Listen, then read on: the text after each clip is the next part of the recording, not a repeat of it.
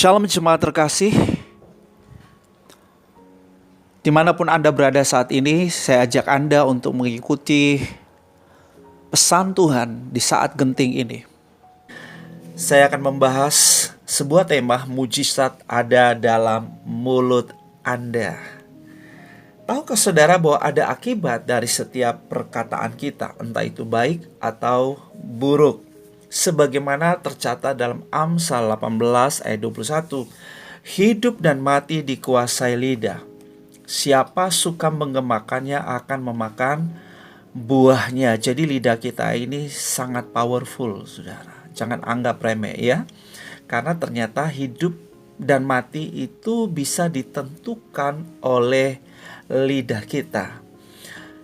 Lidah kita bisa menghasilkan berkat atau kutuk dalam kehidupan kita. Nah, ini banyak bergantung dari perkataan-perkataan kita atau apa yang kita ucapkan itu akan mengakibatkan sesuatu. Matius 12 ayat 35 sampai 37, Yesus mengajar begini, orang yang baik mengeluarkan hal yang baik dari perbendaharaannya yang baik, dan orang jahat mengeluarkan hal-hal yang jahat dari perbendaharaannya yang jahat. Nah, perbendaharaan di sini Yesus maksudkan hati manusia.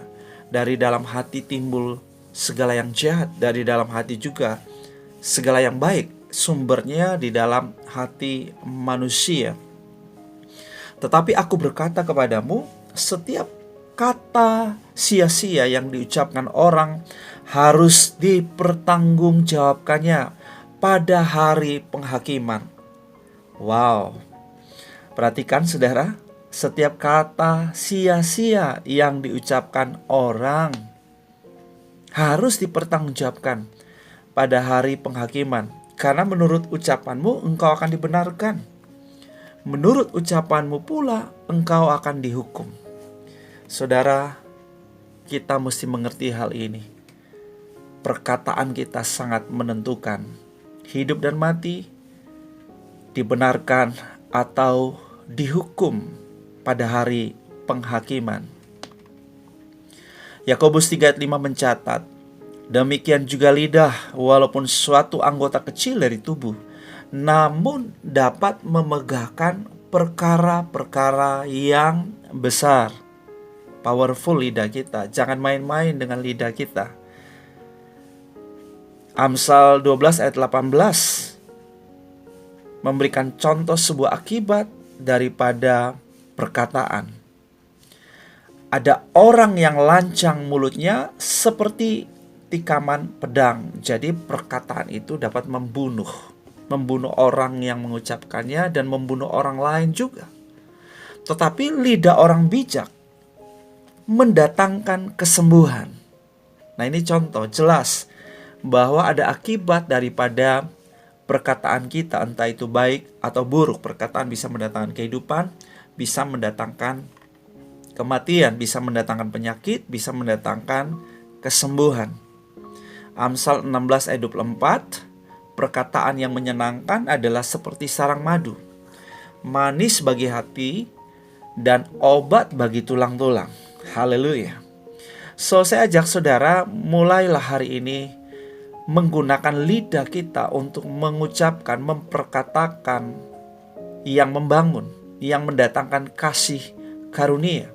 Seperti yang Paulus tuliskan kepada jemaat di Efesus pasal 4 ayat 29. Ini nasihat Paulus kepada jemaat Tuhan. Janganlah ada perkataan kotor keluar dari mulutmu, tapi pakailah perkataan yang baik untuk membangun, di mana perlu, supaya mereka yang mendengarnya beroleh kasih karunia.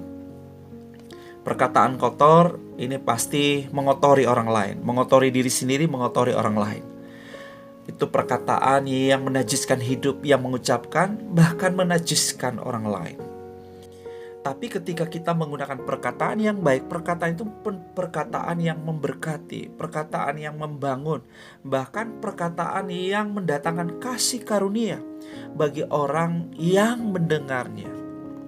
Dilanjutkan di dalam Efesus 5 ayat 1 hingga yang ke-7, Sebab itu jadilah penurut-penurut Allah seperti anak-anak yang kekasih. Tuhan mau kita jadi penurut-penurutnya karena kita adalah anak-anaknya.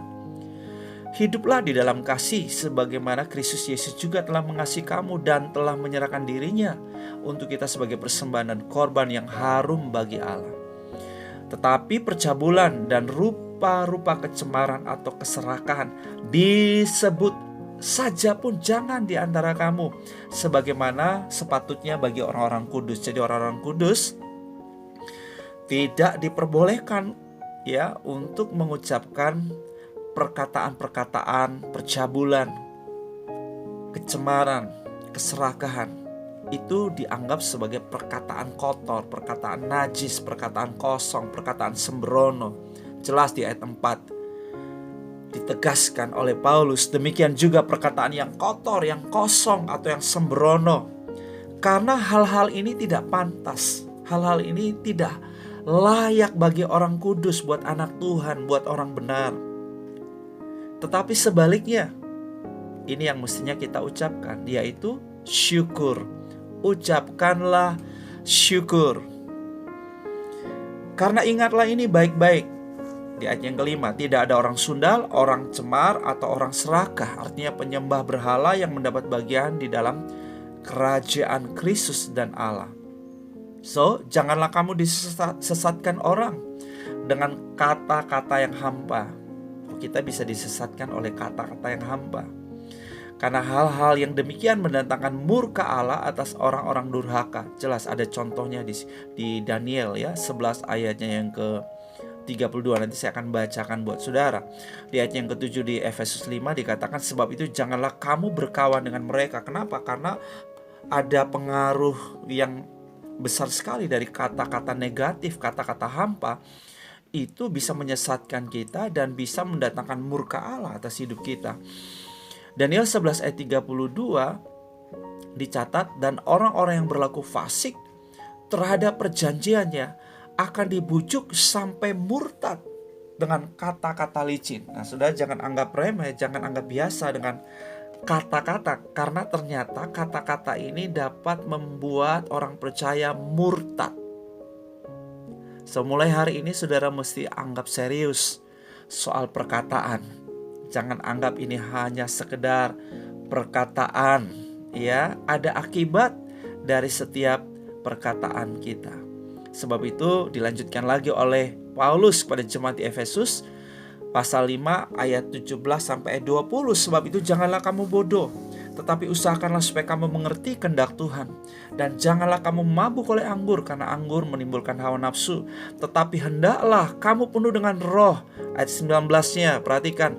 Dan berkata-katalah seorang kepada yang lain dalam mazmur, kidung puji-pujian dan nyanyian rohani. Bernyanyi dan bersoraklah bagi Tuhan dengan segenap hati. Ayat 20, ucaplah syukur senantiasa atas segala sesuatu dalam nama Tuhan kita Yesus Kristus kepada Allah dan Bapa kita. Jadi mulai hari ini marilah kita memperkatakan hal-hal yang membangun, yang mendatangkan kasih karunia, perkataan-perkataan yang memuliakan Tuhan, yang meninggikan, yang memuji-muji Tuhan. Haleluya. Saudara, ucapkanlah rema dalam hidup saudara. Sebab ketika saudara mengucapkan rema, maka saudara, apa yang Anda ucapkan bisa terjadi. Roma 10 ayat 17 berkata, jadi iman timbul dari pendengaran dan pendengaran oleh firman Kristus. Kata firman yang digunakan di sini dalam bahasa Yunani-nya adalah rhema. Ketika saudara mendapatkan rhema dari Tuhan, perkataan Tuhan yang dihidupkan dari firman yang saudara baca atau saudara dengar atau saudara renungkan menjadi sebuah rhema dalam hidup saudara, maka rhema ini menjadi iman di dalam diri saudara. Maka ketika ada iman di dalam diri saudara, maka iman itu harus diucapkan, atau percaya itu harus diucapkan. Sebab ketika percaya itu diucapkan, maka terjadi sesuatu. 2 Korintus 4 ayat 13 dicatat begini, namun karena kami memiliki roh iman yang sama, seperti ada tertulis, Aku percaya, sebab itu aku berkata-kata. Maka kami juga percaya, dan sebab itu kami juga berkata-kata. Jadi kalau sudah percaya, yuk katakan apa yang Anda percaya. Sebab ada kuasa penciptaan di dalam firman Tuhan. Mazmur 33:9 berkata, Dia berfirman maka semuanya jadi, Dia beri perintah maka semuanya ada. Haleluya. Sebab seperti hujan dan salju turun dari langit dan tidak kembali ke situ, melainkan mengairi bumi, membuatnya subur dan menumbuhkan tumbuh-tumbuhan, memberikan benih kepada penabur dan roti kepada orang yang mau makan. Demikianlah firman-Ku yang keluar dari mulutku. Ia tidak akan kembali kepadaku dengan sia-sia, katakan amin. Tetapi ia akan melaksanakan apa yang Kukehendaki, yes, dan akan berhasil dalam apa yang Kusuruhkan kepadanya. Ya, ini tercatat di Yesaya 55 ayat 10 hingga ayatnya yang ke-11. Dan saudaraku, Yesus pernah mengajar kepada murid-muridnya tentang kuasa perkataan iman ini, bahwa oleh perkataan iman murid-muridnya dapat memindahkan gunung. Dalam Markus 11 ayat 22 sampai 24, gimana cara memindahkan gunung? Yesus ngajar murid-muridnya begini, percayalah kepada Allah, miliki imannya Allah. Artinya kalau ada iman, dari mana iman itu? Rema. Ketika ada rema di dalam diri kita, maka ini yang harus kita lakukan.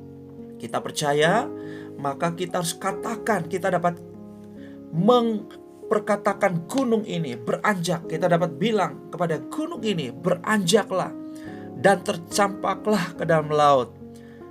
Asal tidak bimbang hati kita, tapi kita percaya, maka seperti yang kita ucapkan, seperti yang kita katakan, itu terjadi.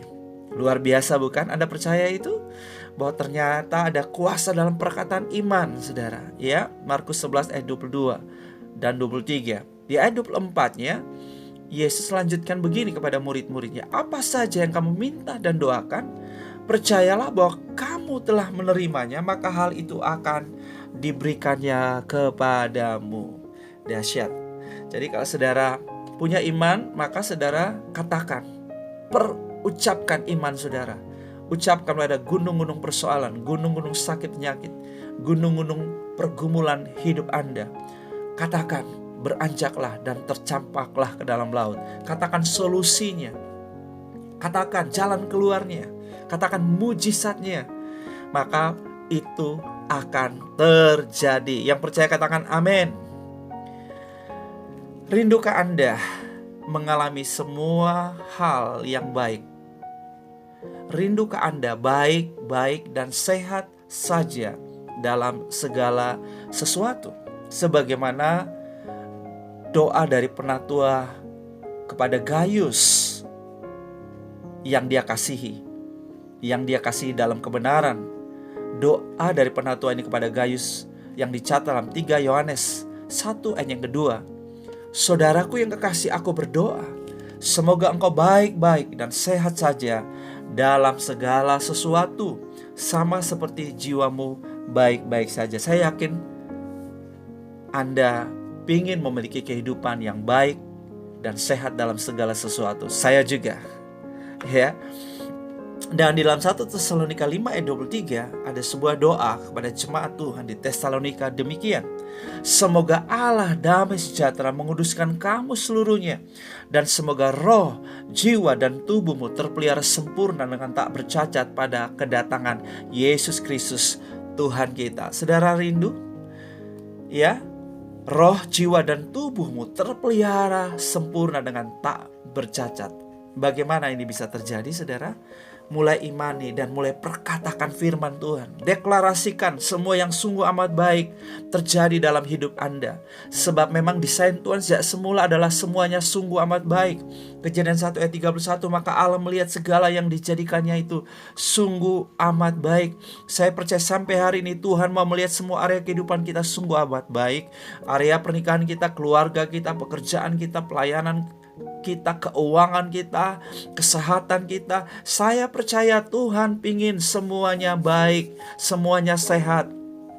Sebab itu mulai hari ini ucapkan, katakan hal-hal yang baik yang Anda harapkan terjadi dalam hidup Anda, bagi suami Anda, bagi istri Anda, bagi anak-anakmu, bagi orang tuamu. perkatakan, ucapkan hal-hal yang baik bagi pekerjaanmu, bagi bisnis, kesehatanmu, dan area-area lain dari hidupmu. Ucapkan janji Tuhan, ucapkan rema, ucapkan firman Tuhan di semua area kehidupanmu. Perkatakan kemenangan, ucapkan kemenangan di hari-hari peperangan rohani ini. Jangan komentari fakta-fakta daripada peperangan rohani yang begitu dahsyat hari ini. Jangan komentari hal-hal negatif, kekalahan demi kekalahan dalam hidup Anda. Perkatakan kemenangan. Wahyu 12 ayat 11 mencatat bahwa mereka mengalahkan dia oleh darah anak domba dan oleh perkataan kesaksian mereka, karena mereka tidak mengasihi nyawa mereka sampai ke dalam maut. Perkataan kita menentukan kekalahan dan kemenangan. Seperti perkatakan firman kemenangan dalam hidup kita. Kita mengucapkan semua yang amat baik dalam hidup kita, saudara, karena itu janji Tuhan bagi kita, saudara. Ya, Yeremia 29 ayat 11 berkata, aku ini mengatur rancangan-rancangan apa yang ada padaku mengenai kamu.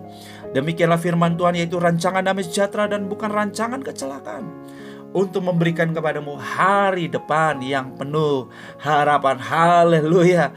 Saudara, ini takdir kita, ya. Takdir kita adalah rancangan damai sejahtera dan bukan rancangan kecelakaan. Hari depan yang penuh dengan harapan. Amsal 23 ayat 18 berkata, karena masa depan sungguh ada dan harapanmu tidak akan hilang. Katakan amin. Katakan, masa depanku sungguh ada, harapanku tidak akan hilang. Haleluya. Sebab setiap pemberian yang baik dan setiap anugerah yang sempurna datangnya dari atas, diturunkan dari Bapa segala terang. Daripadanya tidak ada perubahan atau bayangan karena pertukaran. Amin. Yakobus 1 ayat 17 mencatat itu. Dan saudara, ayat yang sangat favorit buat kita semuanya, Yohanes 10 ayat 10. Yesus datang supaya kita mempunyai hidup dan mempunyainya dalam segala kelimpahan. Kelimpahan dalam arti kehidupan rohani yang berkelimpahan, kehidupan jiwa yang sehat dan berkelimpahan, dan kehidupan jasmani juga yang baik, sehat dan berkelimpahan. Saya percaya penebusan Yesus Kristus bagi seluruh area kehidupan kita, roh, jiwa, dan tubuh kita. Ini misi daripada kehadiran Yesus di dunia ini.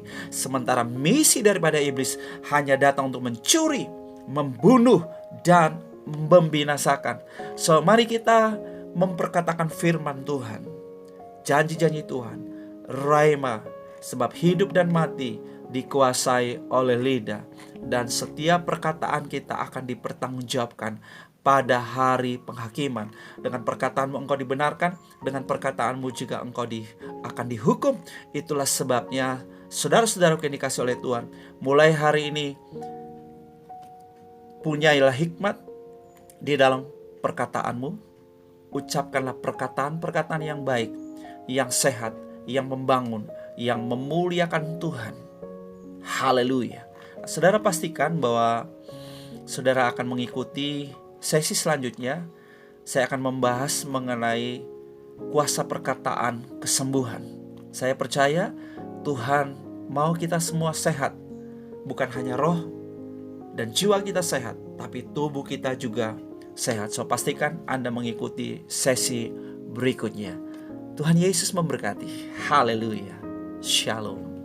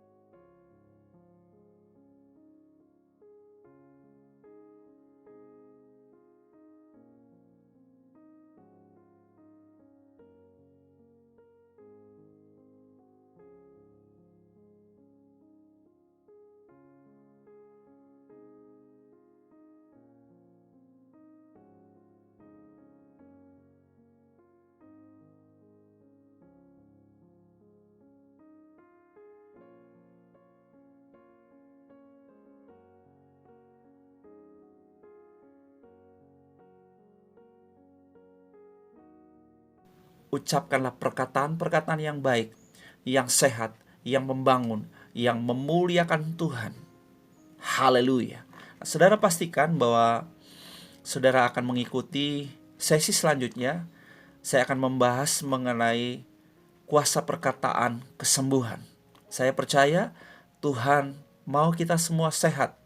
Bukan hanya roh dan jiwa kita sehat, tapi tubuh kita juga sehat. So pastikan Anda mengikuti sesi berikutnya. Tuhan Yesus memberkati. Haleluya. Shalom.